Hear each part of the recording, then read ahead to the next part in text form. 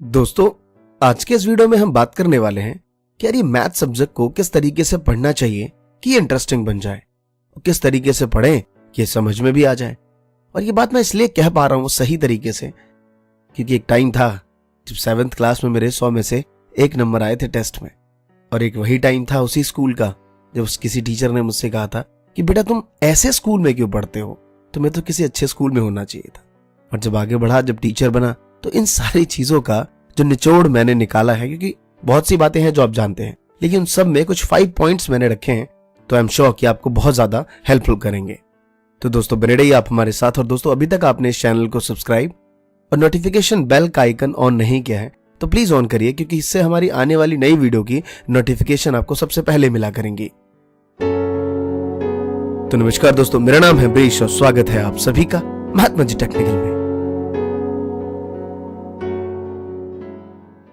तो दोस्तों अगर ऑर्डर से बात करूं तो सबसे पहले कि यार एक नोटबुक बनाइए जिसमें आप अपने सारे क्वेश्चंस को प्रॉपरली रिकॉर्ड हो।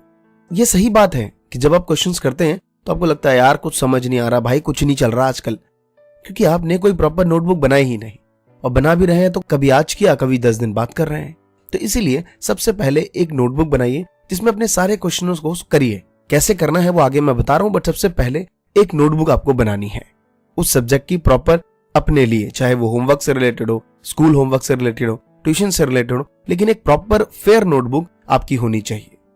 और दोस्तों सेकंड पॉइंट है कि यार एक फॉर्मूले की लिस्ट बनाइए, और लिस्ट बनाइए ही मत, इसे अपने पॉकेट में भी मत रखिए, इसे अपने रूम के किसी भी गेट के पीछे चिपका दीजिए या वहां पे जहां पे आपकी आते जाते उस पे नजर पड़े। ये बात सुनने में बड़ी अजीब सी लगती है, पुरानी बातें लगती हैं, लेकिन मेरा ऐसा मानना है हिस्ट्री ना बैक हो रही है।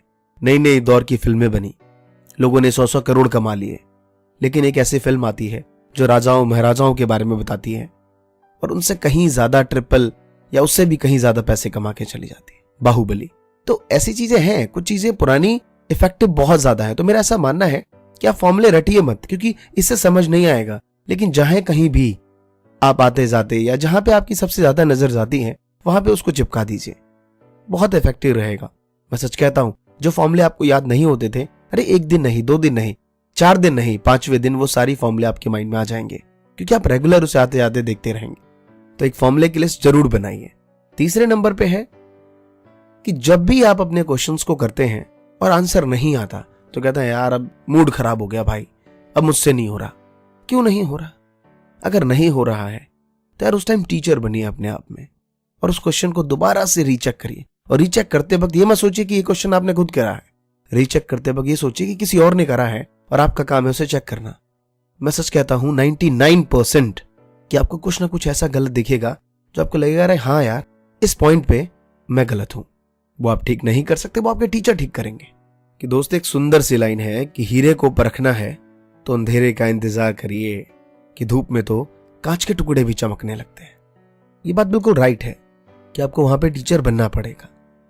और दोस्तों नेक्स्ट जो मैं कहने वाला हूं ये मेरा बहुत ही ज्यादा फेवरेट है और मैंने इसे अपने लाइफ में अप्लाई किया और मैंने बहुतों को कहा है इस चीज को करने के लिए, और सबने देखा है कि इसका इंपैक्ट वाकई बहुत बेटर रहा है।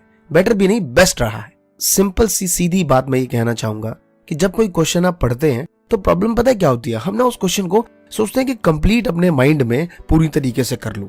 एक भी लाइन समझ नहीं आ रही तो क्यों नहीं आ रहा, कैसे नहीं होगा, अरे यार समझ क्यों नहीं आ रहा है वाला पॉइंट, नहीं, स्टार्ट तो करिए। अगर नहीं आ रहा है वो पॉइंट कोई बात नहीं, लेकिन क्वेश्चन को स्टार्ट तो करिए। 99% चांसेस होते हैं कि जब आप क्वेश्चन को प्रॉपर स्टार्ट कर देते हैं और वहां तक आते हैं तो वो बातें समझ आ जाएंगी। तो जहां पे 99% चांसेस हो वहां पे इतना बड़ा रिस्क क्यों लें, इतना दिमाग क्यों खपाएं कि क्यों क्या है ये पॉइंट, क्यों नहीं समझ आ रहा ये सिंगल लाइन। इसकी वजह स्टार्ट तो करिए। तो मैं एक ही मंत्र रखता हूं कि जब कोई चीज बीच में समझ ना आए कोई बात नहीं, शुरुआत करिए, कुछ ना कुछ चेंज होगा सिवाय ना करने की। मुझे वो स्टोरी बिल्कुल सही याद आती है जब एक राजा ने किसी 2 लोगों को फांसी दी तो उससे पूछा गया कि बताओ तुम्हारी आखिरी ख्वाहिश क्या है। तो एक ने कहा कि अब क्या मेरी आखिरी ख्वाहिश, मुझे मौत ही दे दीजिए। दूसरे ने कहा कि मुझे 1 साल तक और जिंदा रहना है। राजा ने कहा चलो ठीक है भाई, इसकी आखिरी ख्वाहिश है, पूरी कर दी जाए। तो दूसरे ने कहा कि यार तू अपनी मौत से क्यों जूझ रहा है, और 1 साल तक तो जिंदगी भर रोता रहेगा कि 1 साल बाद तेरी मौत हो जाएगी, ये लोग तुझे मार देंगे, ये डिप्रेशन तेरे लिए मौत से बेहतर होगा।